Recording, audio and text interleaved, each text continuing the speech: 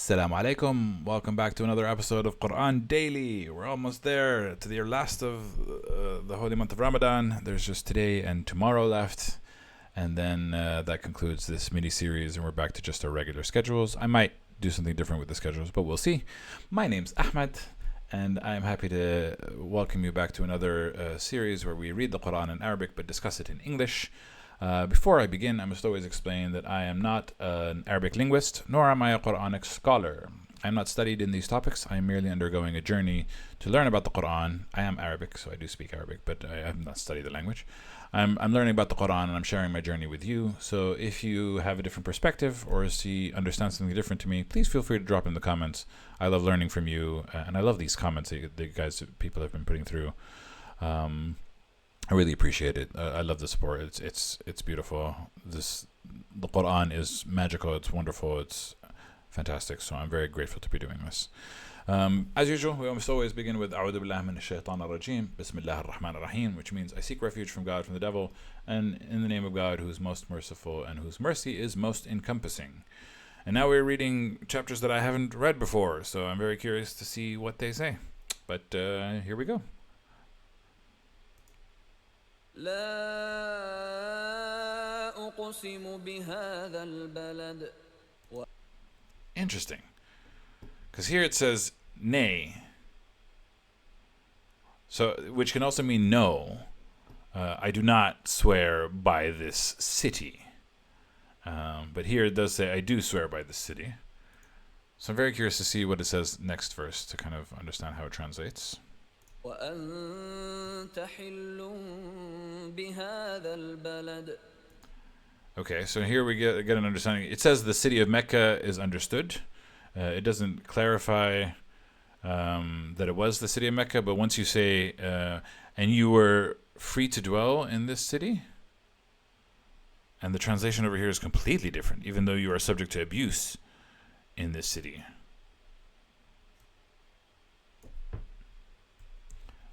I think the free to dwell makes more sense. Yeah, free to dwell. Abuse, I don't see that in the verse. This translation, I don't understand. But you are free to dwell in the city. I do not swear by this city, or I do swear by the city of Mecca, which again, I do versus I don't. And then, even though you are free to dwell in the city, for some reason they're saying it is subject to abuse. ووالد وما ولد. Okay, and as you can see, the Quran is again doing balad, walad. So there's like a rhyme scheme that is happening to it because it is poetry. ووالد ما walad, and every parent by their child, by what they've got, and you are free from this city. Okay, interesting. لقد خلقنا الإنسان في كبد.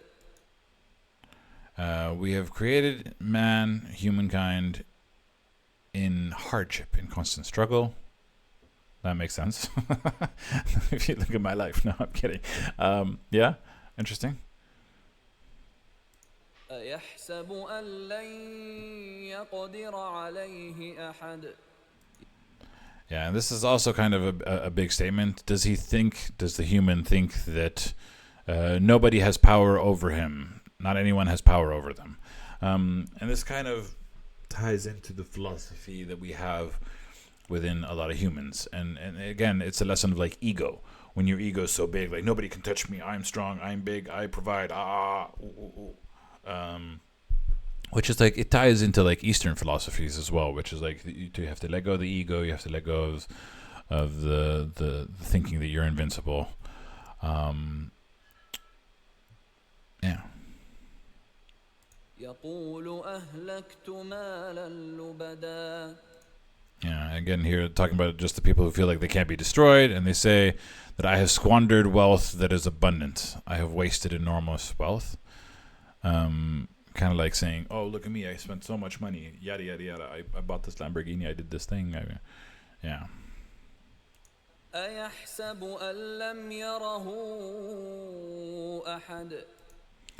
Okay. does he think the human that nobody sees?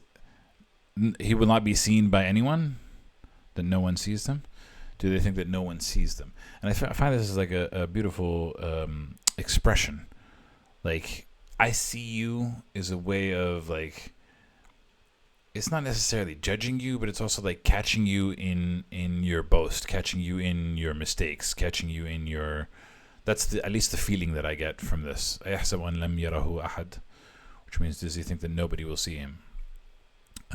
Because again, the things that we're saying, that he spent a lot of money, he thinks that he's super mighty. Does he think that he will not be seen? ألم نجعل له عينين. Okay, and here it's going to continue saying a few things. Have we not made for him 2 eyes? Which I think this could be tying it to being seen by others. Like, if you have eyes, then others have eyes. Others can see you. But let's continue.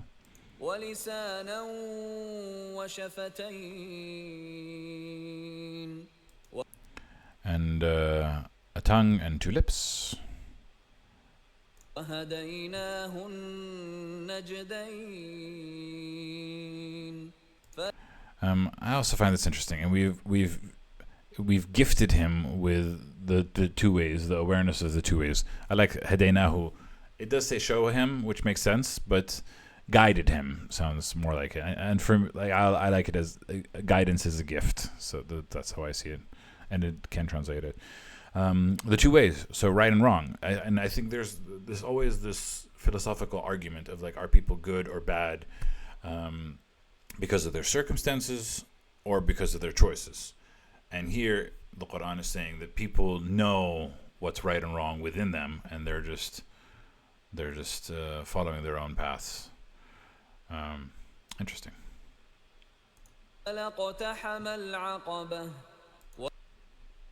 Okay, we've seen this in the short verses before, but it says, but he has not attempted the steep path, al-aqaba, which also means like the end of things. If only they had attempted the challenging path of goodness. But he has not attempted the path of goodness, which means the steep path, the challenging path. At least that's what it's saying. It might make more sense because it's going to say,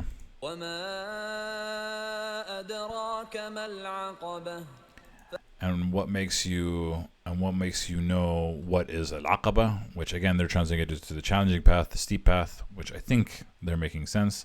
But for me, al-aqaba also means the end of things. But we'll see. The steep path is the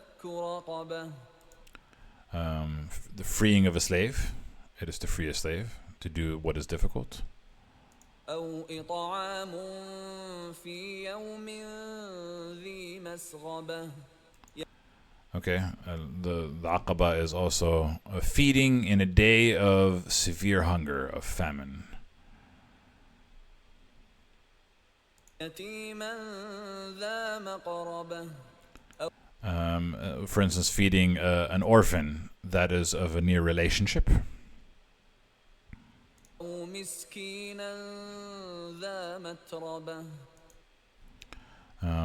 Or a needy person in misery, in distress. Yeah. So again, you always see this in the Quran, the orphans and the needies and the poor. The Quran constantly reminds us to help them and support them.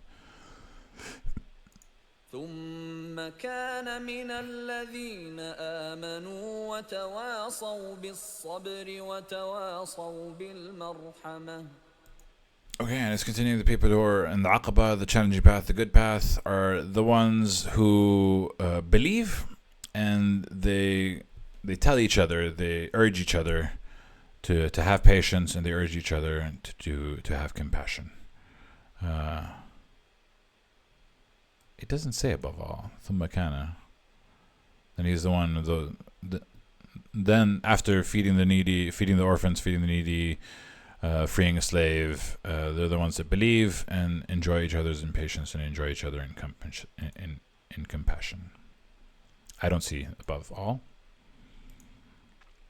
أولئك أولئك أصحاب الميمنة. It's just a beautiful sound, al-maymana. They are the companions, the compatriots, the friends of the right. And here it's saying the right hand, but I feel like it's more the metaphorical right way, the right path. It just, there's like a peaceful goodness to this word, you know. والذين كفروا بآياتنا هم أصحاب المشأمة. Okay, and then the opposite side, we're talking about the good, the great, the people that follow the good signs and what their qualities are. The opposite says, but those who disbelieve in our verses, they are the companions of the left. And again, the left hand, yeah, it's just you see this as a constant expression that it's the opposite of maymana. The maymana is like peaceful and possible and goodness. Mash'ama is it's hardship and hatred almost. Not hatred, but just the wrong path. Yep. And what happens to those people? عليهم نار مؤصدة. Yeah. They have over them a fire that is enclosed. And we've seen this word mu'sada in I'm not going to remember which one. It was in one of the previous I think it's Humazat and Lumaza, which is called, I think, yeah, Al-Humaza, I think. Narun Mu'sada. A fire on top of them is a fire that is enclosed. But most of the verse talks about the way of the good, and it kind of talks about freeing a slave and feeding on a day of severe hunger to an orphan in a near relationship, or a needy person or a poor person in distress and misery. Yeah. Beautiful. But then if we go back to the very beginning, does it mean لا أقسم بهذا البلد? I still think that it means I do not swear. Like if I just take the words and put it into Google Translate, it does say I swear by this city. Maybe I'm just misunderstanding the Arabic language. Yeah, I swear by this city.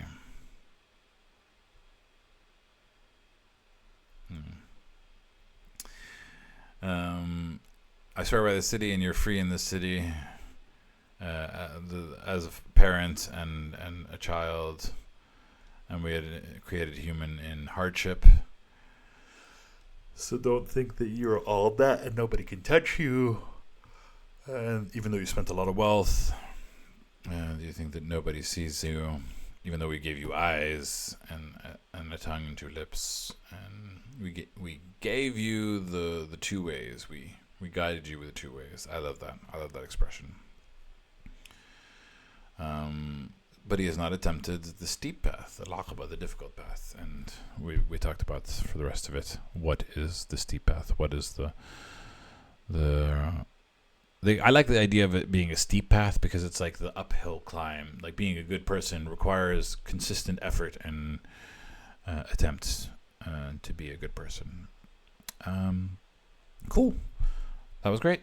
Thanks for watching. And we, as usual, always end with Sadaqallahu al-Ali al-Azim. And we'll catch you guys tomorrow for the last episode of the Quran series during Ramadan. Amazing. Fantastic. Ramadan Mubarak, everyone. And Eid Mubarak soon. Soon, inshallah. See you tomorrow. Ma'as salamah.